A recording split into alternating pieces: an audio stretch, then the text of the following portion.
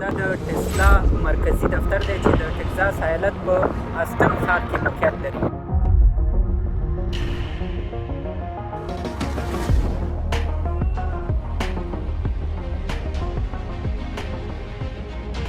ټسلا په دنیا کې یوه له باارزښت ترينو کمپنیو ده.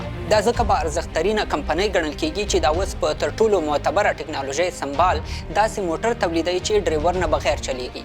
ټسلا اوله کمپنۍ ده چې په برق چلیدونکی موټر یې جوړ کړ.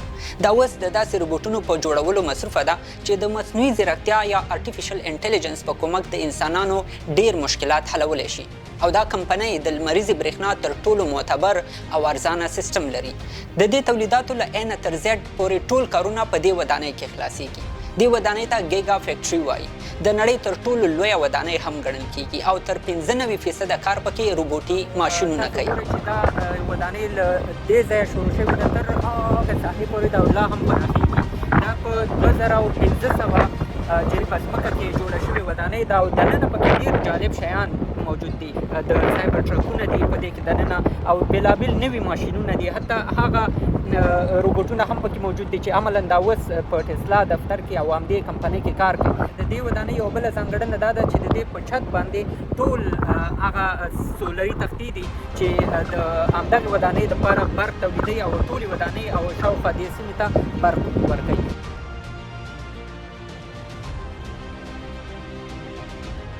خو خبره یوازې تر دې ودانۍ محدوده نه ده. ډیر نور هم داسې څه شته چې ټسلا کمپنۍ د اوسنۍ عصري نړۍ د معتبرترینو کمپنیو په لومړي کتار کې راوستې ده. راځئ نن په هغه فکر ځانونه پوه کړو چې د دې کمپنۍ تر شا موجود دی او په دې هم پوه شو چې د ټسلا تولیداتو ارزښت څه دی.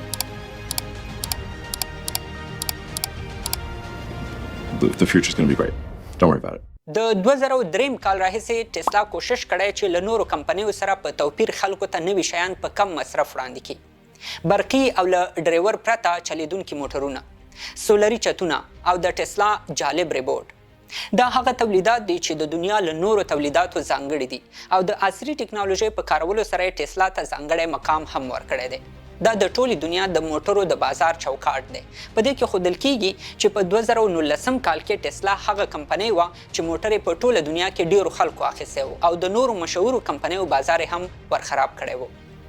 له دې ټولو سره ټسلا په هیڅ ځای کې د خپلو تولیداتو په اړه اعلانات نه خپروي او نه هم په اعلاناتو پیسې مصرفوي. خو بیا هم ټسلا په ټوله دنیا کې خلک پیژني. اصلا وجه د دې کمپنۍ د مالک ایلن مسک شهرت دی. خلک د ایلن مسک په اړه په رسنیو او سوشل میډیا کې تبصرې کوي او د هغه له نوم سره د ټسلا نوم هم یادېږي.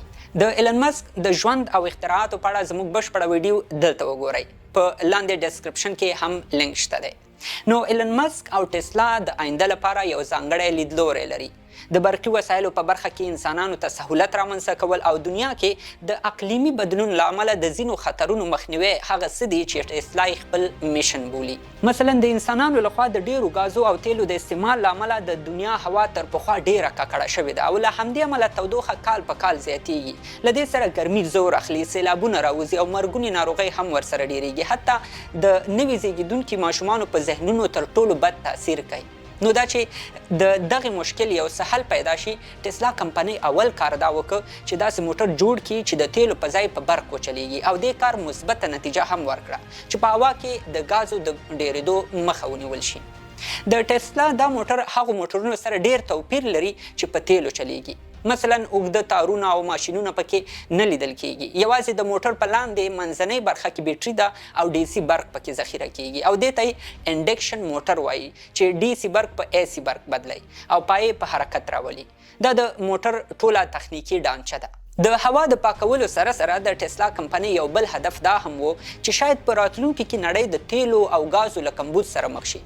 نو په همدې خاطر باید د تیلو په ځای یو بل بدیل هم موجود وي چې هغه برق دی. خو د برق په اړه هم په آینده کې ځینې اندېښنې شته دی او هغه دا چې شاید په راتلونکي کې دا برېښنا چې موږ یې اوس استعمالوو د وخت په تېرېدو سره کمه یا بیخي ختمه شي. نو ښه دا ده چې هر څوک په خپل کور کې یو داسې برېښنایي سیستم ولري چې په کمه بیه د ټول عمر لپاره برق تولید او ذخیره کړي.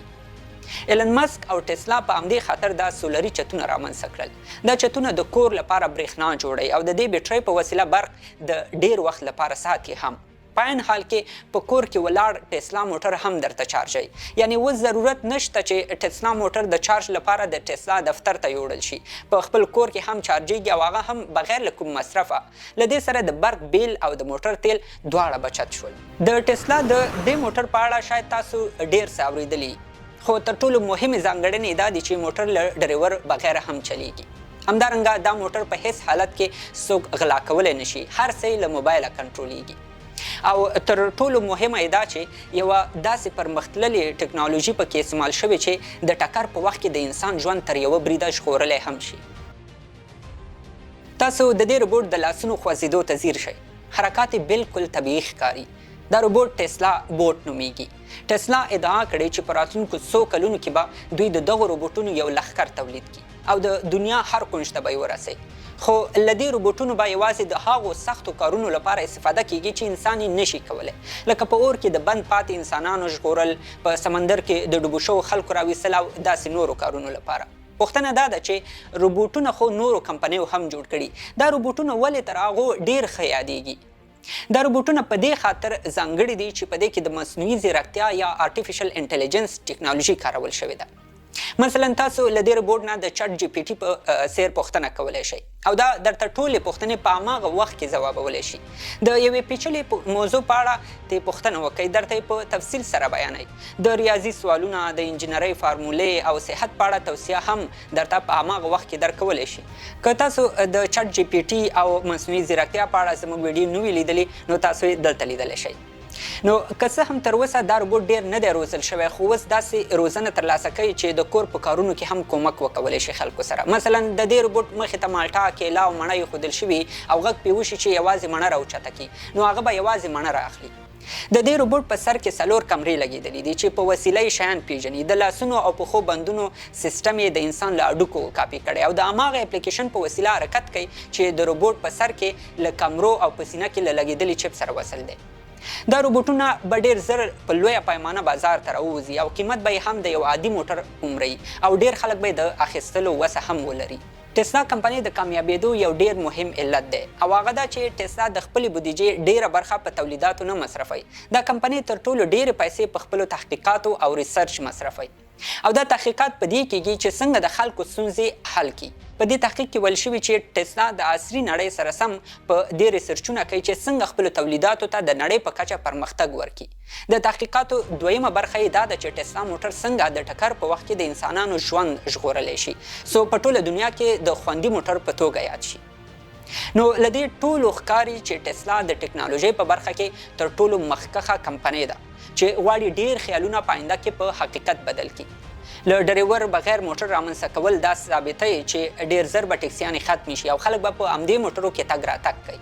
د برقي موټر له رامنځته کېدو سره داسې ښکاري چې ډېر زر به د تیلو سټیشنونه هم ختم شي او خلک به موټرونه د موبایل په شان په خپلو کورونو کې چارجوي. په مصنوعي ځیرکتیا سمبال روبوټونو له راوتلو سره به د انسانانو ژوند کې یو انقلابي بدلون راشي.